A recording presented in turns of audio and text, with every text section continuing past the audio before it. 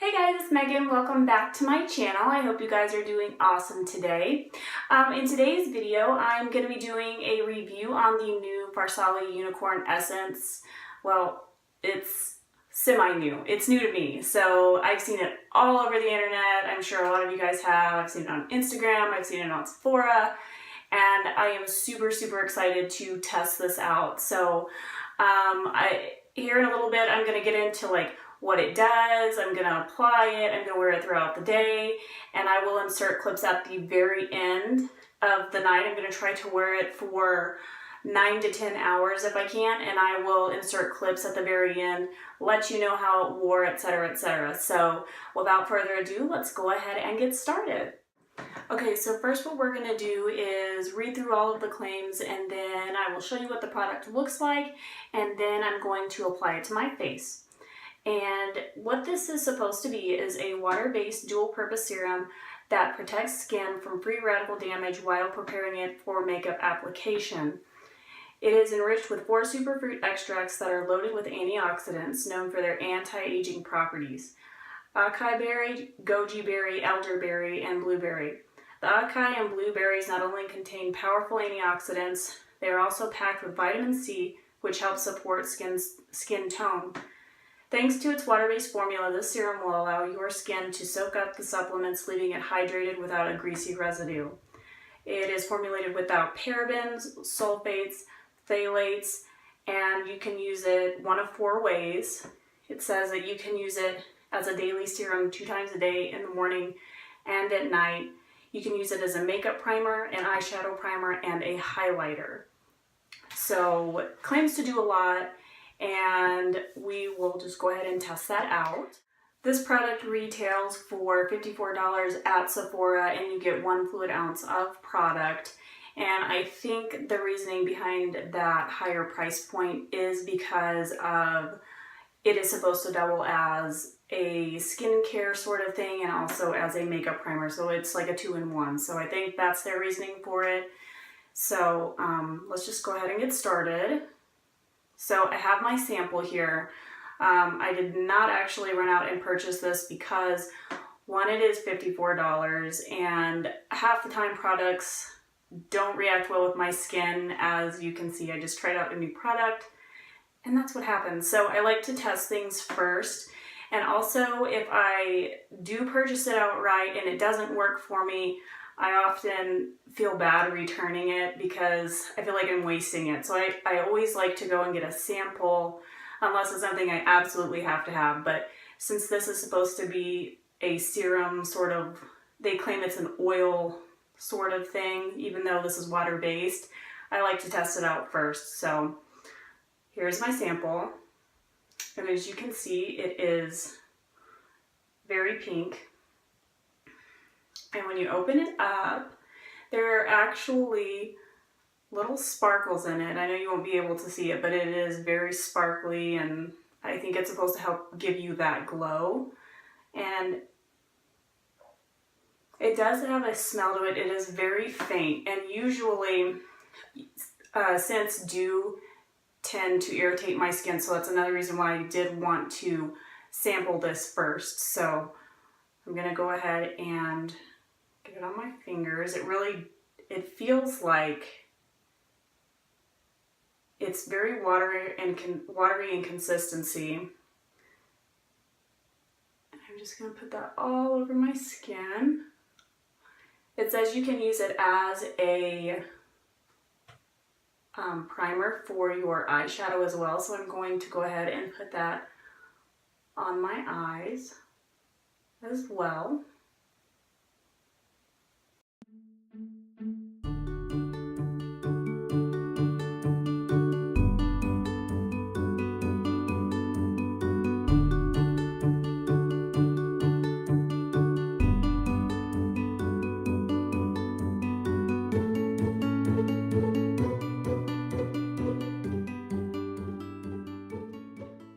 So I went ahead and let that sink into my skin and everything, and honestly, now that it's sunken in really well, it does have a very slight tacky feeling to it, but it almost feels I would say anywhere between like a matte and natural sort of finish. Like if you have a foundation, kind of like a semi-matte with a tacky sort of feel to it, but it's not too tacky, if that makes sense. So I wanted to go ahead and let that sink in so I could get like the full effect from it. And what I'm going to be using is my Covergirl Clean Matte BB Cream. It's basically a foundation. It has pretty good coverage, but I wanted to go ahead and test this because this is more of a mattifying foundation, and I wanted to see how it did perform, if it laid differently or if it gave it a glow, kind of a glow from within. So I'm going to go ahead and apply this to my face really quick.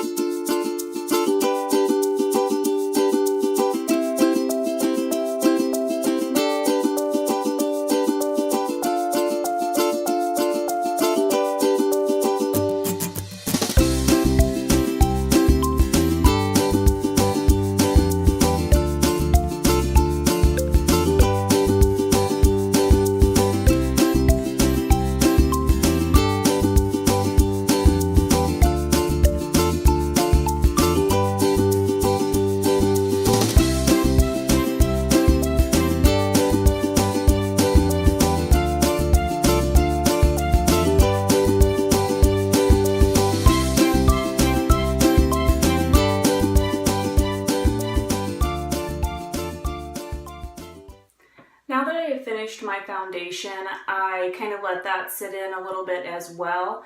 And honestly, it feels, to be quite honest, it just feels like a regular primer. It feels lightweight. That tacky feeling has gone down, and I do feel like that the foundation did adhere to it pretty well. It definitely doesn't feel oily, which I wouldn't really expect it to, even though I know some of these Farsali unicorn oils are advertised as such, but this one is water-based, so I was really interested in this one because usually if it's more of a water-based product, it is less likely to break me out. So, but there's definitely no oily feeling. The makeup applied super well, and so far so good. So what I'm going to do is apply the rest of my makeup, and I will be right back.